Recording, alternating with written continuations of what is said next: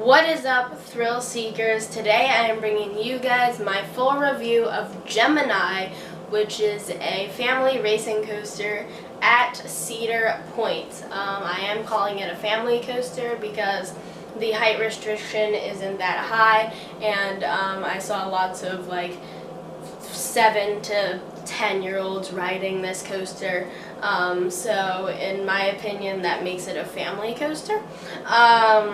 This is a racing coaster, and it was made by Aerodynamics, and it is a hybrid, kind of uses the same type of track as like a mine train, lots of the Aero mine trains, but this is definitely smoother, I found, but I'll get to that at the end of the video.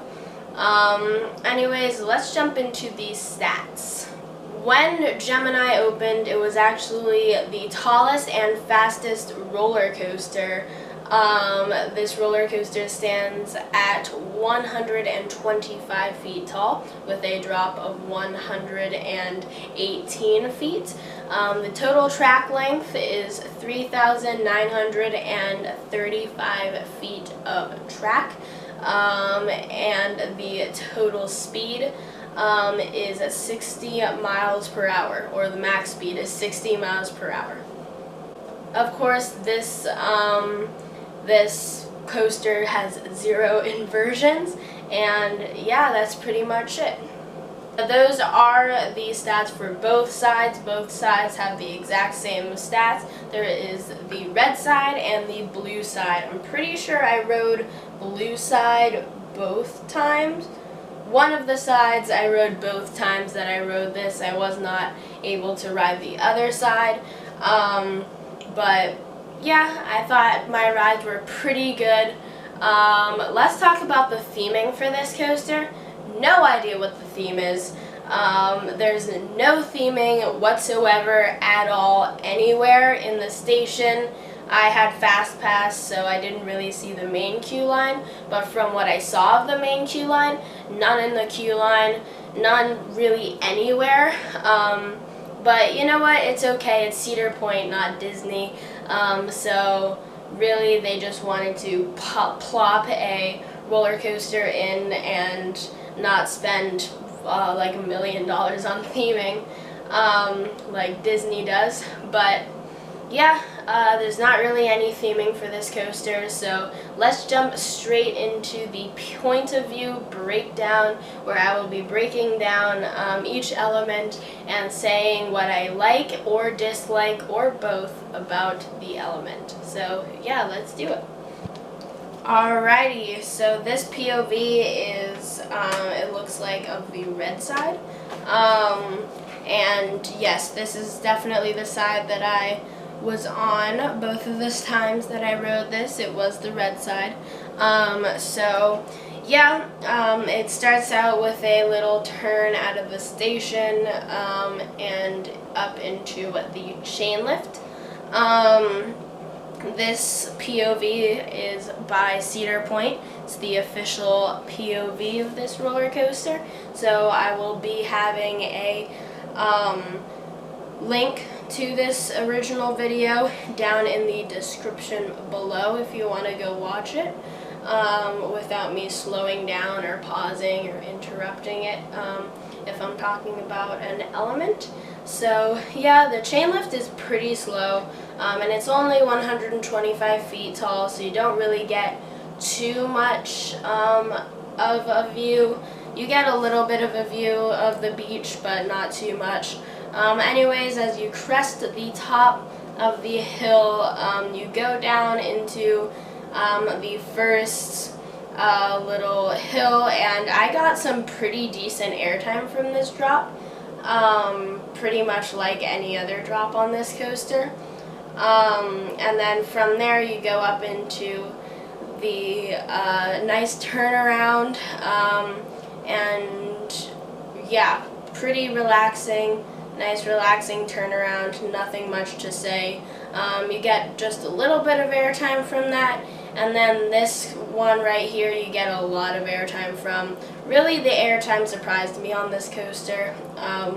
It was a lot of airtime. And the only downside is that at the bottom of the drops, there was a lot of roughness, like just at the bottoms, but really everywhere else it was decently smooth. Go up into another slow, relaxing turn. It pretty much goes like up and down, turns around, up and down, turns around, up and down, you know. Pretty simple layout. You go down to another airtime hill, gives you some good airtime. That's a little bit of a head chopper moment right there. And right here there are some trim brakes, and on the blue side they really slow you down, but on the red side they don't as much, and it's really a way for the red side to catch up to the blue side, because usually the blue side is already ahead. So yeah, I think that's pretty cool. Have another last airtime hill, actually not last, there's this. And then some more trim brakes that slow the red side down a little bit more, because now the red side is ahead of the blue side. And you turn and go into the brake run. So there's really not too much to be said about this coaster. It is a family coaster, so it's not going to be the most intense. Definitely the airtime surprised me a lot. Did not think I was going to get much airtime from this coaster at all, and I got a lot of airtime from this roller coaster. It's pretty much all floater from what I experienced. The only downside really is that at the bottom of each of the hills it's definitely super rough. I made the terrible mistake of sitting in the wheel seats, once in the very back row and once in the third row, both times I rode it, which is super stupid of me, and it definitely made the ride a lot more rough. But even then, it wasn't too rough. It wasn't like painfully rough, but it was definitely noticeably rough. Just at the bottom of those hills though. The rest of it was pretty good, got some good airtime like I said. So super good little family coaster if you're just getting into roller coasters, or you know somebody who is, then you or that person should get on Gemini, because it's definitely a little it's a good starting roller coaster, because it's not too intense, but it's not like a little kiddie ride. So yeah, anyways, that's my full thoughts on it. Post your thoughts down in the comment section below, and if you comment, I will most likely respond. And yeah, anyways guys, I will see you all next time. Peace out.